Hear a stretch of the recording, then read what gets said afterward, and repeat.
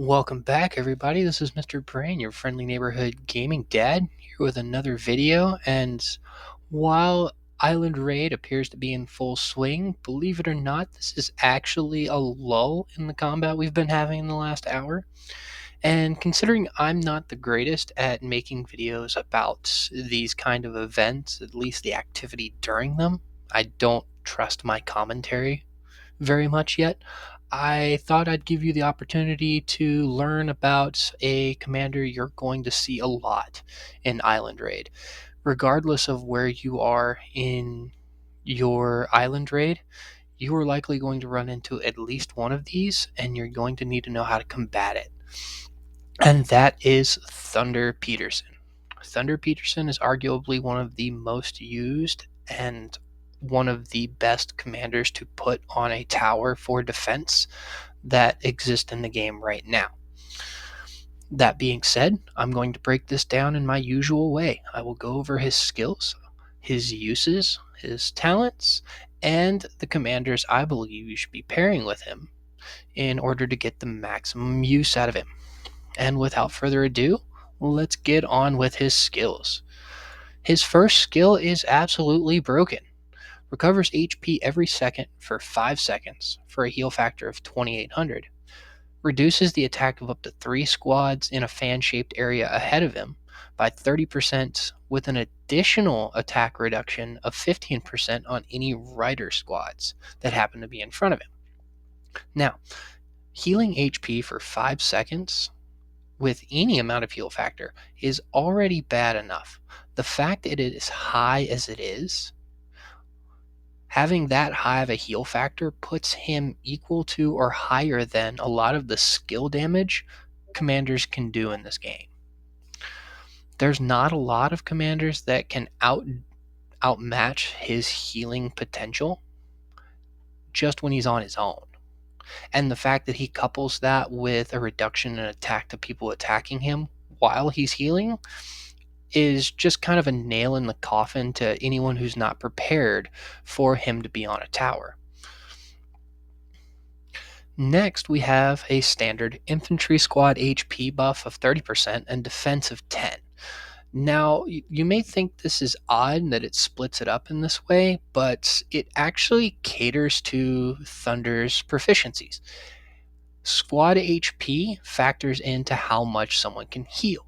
Just like skill damage from another commander is affected by the attack stat, heal factor is affected by the HP stat. So the fact that he gets a massive 30% squad HP buff only makes his heals more potent.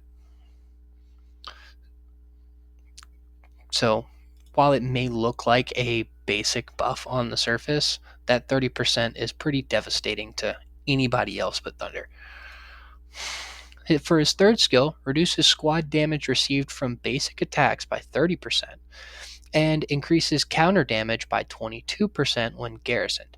Now, make note, the counter damage only applies to while he's garrisoned. The squad damage reduction is all the time. So he can make use of half of this skill in the open field and all of it while he's garrisoned.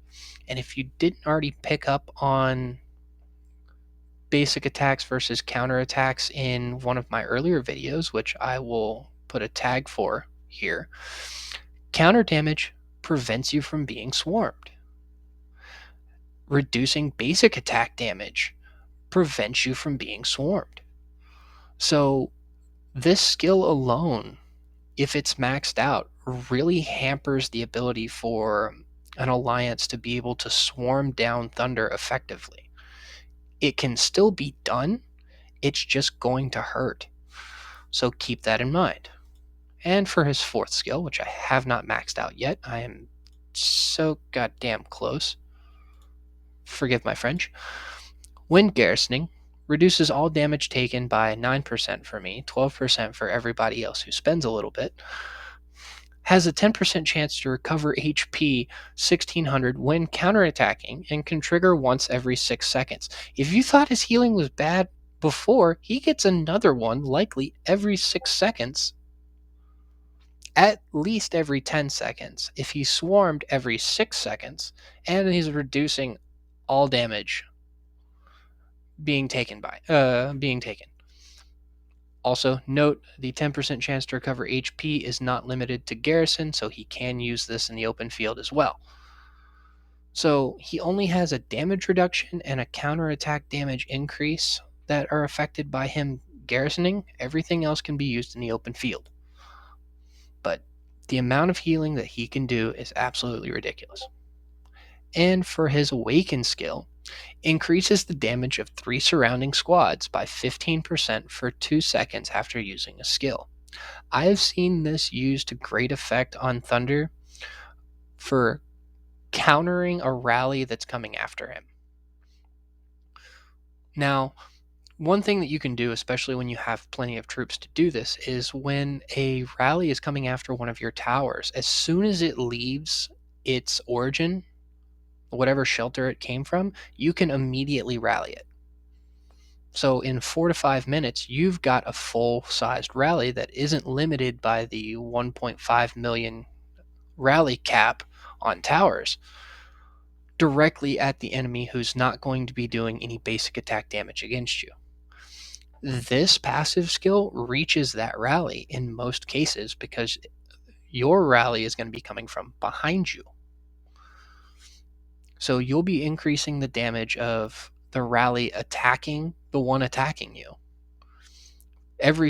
for 2 seconds every time you use a skill. And while he doesn't have the greatest rage generation on his skills, you can help fix that with whatever commanders you decide to use with him, or by picking particular talents. Now, his uses, if you haven't figured it out yet, he's a garrison commander. You can use him in the open field, and his area debuffs are pretty fantastic. And his healing is going to keep him on the field.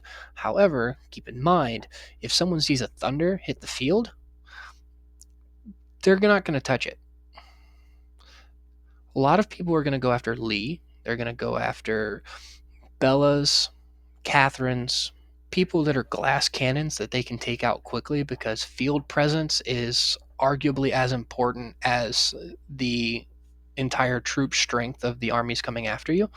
So if you're eliminating the high damage, low defense armies as quickly as you can, it's going to make it look like you have a greater field presence and is going to make a lot of people back off. So if they're focusing on a Thunder, they're not going to be able to take it down quickly enough to constitute having people swarm it until the very end. Its debuff will still be working at that time. Just know that he's not going to get to use a lot of his counter damage buffs until he's in a situation he's not going to be able to win. So I would keep him as a garrison captain for towers, for shelters, for the island villages. He's great at that. Now, his talents. Similar to a lot of other infantry commanders you'll see, you're going to want to focus into defense, in my opinion, simply for the rage generation and the heal buffs that you do get from doing this.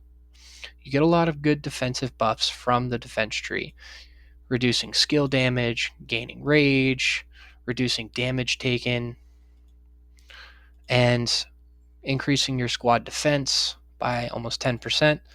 Another little heal on top of this, and still arguably one of the best ways to gain rage out of a talent, especially when being a garrison captain as he is. I explained this in another video. Once you are down to 30%, this activates for your squad, even if the rest of your tower is completely full. So keep that in mind.